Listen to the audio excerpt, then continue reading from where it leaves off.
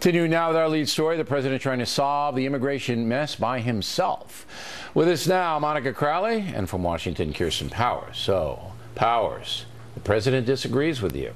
He wants to send many of the illegal immigrant children back to their home countries quickly. What do you think about that? I disagree with him, and I also don't understand how he's going to do this exactly. Who is he sending them to exactly? Well, he's going to set up the courts. He's asked for $2 billion to expedite the immigration courts down in the border states. They're going to quickly rule that they cross the border illegally, put them on a bus, and send them back to Honduras. Oh, that sounds like, wow, he's a real humanitarian. I mean, that's incredible. I mean, humanitarian cuts both ways. As we're talking about how terrible it is, as the president's saying, and you're saying how terrible it is for these kids to make the trip by themselves into another country. Now you're just going to throw them on a bus and just send them off. He wants to send a message that the trip isn't worthwhile. To their dangerous countries, to where they probably don't even have family, which is probably part of the reason they came here in the first place. We can't police the whole world. I think what he's trying to do is send a message to everyone saying that you can't do this to your children because they're not going to get in. That's a preventative measure. These are human beings. These are human beings, Bill. And you don't need to take care of them does not to say that we're going to police the entire world. See, you keep saying that. That's not the choice. The choice is not taking care of the entire world. The choice is to take care of these kids. Which will be an unending flow in your world. Unending. Doesn't stop. So, Bill, you basically are arguing that you can never do anything because of some possible thing that might happen in the future. Probable. It's happening now.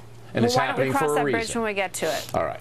Now, you don't like President Obama, but certainly... It's not personal. I don't like his policies, most of his policies. But certainly you support his expediting sending the children back to their home countries. Well, sure, it sounds good on paper, but the problem here, Bill, is the president's credibility. Okay, Nobody believes him now on anything. Let's not do that speculative stuff. Well, no, but you have to, because if you want to support what he's doing here, you've got to be able to believe him. Between you and Powers, I have such a massive headache when I get through with this 5-minute segment. Will you just stay on what the man said? If he doesn't do it, we'll deal with it, all right? Do you agree with what the man said? I agree with the premise, yes. Okay, thank you. Now we'll advance the conversation.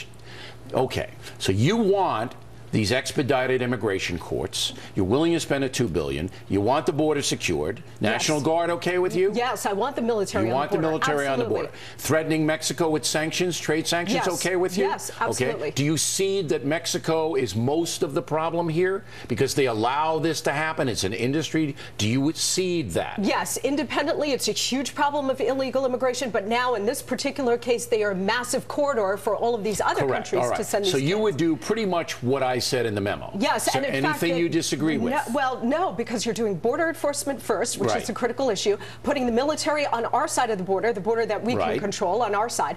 The other critical element of what you talked about, Bill, which is really serious and something that I've been talking about for a while too, is the registration. You have to register. Okay? We have to know who's here and where they are. You have to get the information on the illegal population, because the solutions you might propose for, say, 2 million illegal immigrants versus 40 million, yes, you have to know who they are and where they are. The resources that we would have to apply have to be done targeted. Right, and also no amnesty and no entitlements. Has agreed with most of my memo, Powers. Do you? Well, no, because I support amnesty, and I don't know why you say amnesty is not fair. I don't know what's not fair about it. Here's why it's not fair. And please don't tell me that people go to the front of the line. If that's your argument. Is that your argument? Can I answer why you don't? All right, and I'll make it pithy so you can reply. Here's why it's not fair. It's not fair to the people who spent years trying to get here legally. It's not fair to the communities who are now overrun in South Texas, Arizona, and New Mexico with illegal aliens who broke our law to come here. And it's not fair to the American taxpayer who's going to have to fund an enormous underclass of people who are trying to work their way up. That takes money and resources to teach them English, to get them in the schools, to deal with their health problems. It's not fair to any of those people to give them amnesty. Go. No, they're not. We have had immigrants coming into this country as long as this country has been around. It's in an orderly way, and there's a problem that we don't have an orderly way to bring people in today. But my point is, there have been people, generation after generation of generation, who didn't speak English. And so the idea that because they don't speak English, takes that generations some major for them burden. to compete. I know, but we have let other people in who don't speak English, and we don't use it as a reason to keep them out. The other thing I want to say is New York City, where I lived for 10 years and where both of you are right now, has more illegal immigrants in it than any border city, hands down. Any border area, hands down.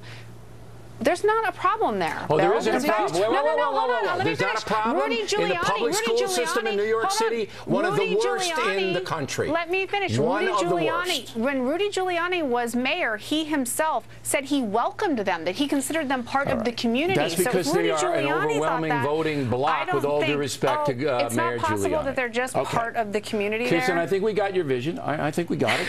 All right, now, okay. When you see President Obama, all right, doing the right thing, in my opinion, by saying to the world, got to stop it, and whether you might not believe him, and you might be absolutely right. And guess who's going to be the guy right on his head if he doesn't do it? Well, Guess. I hope so. Yeah, you know I will, because I always am. All right, but he's saying the right things. At the extent of alienating Powers, who's his base, his liberal base. Don't you give him any props for that? Well, words and actions are two different things, right? I mean, it's nice that he's saying this now, and I hope words have already alienated his base. Listen, I hope he follows through, okay? I am with him if he follows through. The problem is that this crisis has been going on now for months. 52,000 unaccompanied minors just from October. He wanted the chaos in order to pressure the Republicans for comprehensive reform.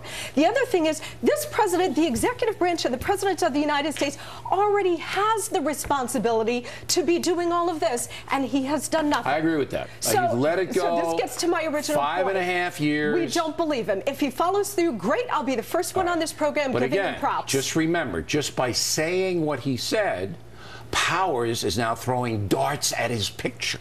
Okay? So you got to give him that. All right, ladies. Always effervescent. Always. Oh, do you have aspirin? Do we have it in the break? Okay. No. They're delightful. And if you knew them in person, that's all I'm going to say. Directly ahead, hysteria, I should say. I'm hysterical. Hysteria in liberal precincts over the Supreme Court. Siding with religious Americans yesterday, John Stossel has some thoughts. Later, Charles Krauthammer, he'll tell us what his immigration plan is. I may be deported. And we'll also speak with Charles about patriotism. Factors coming right back.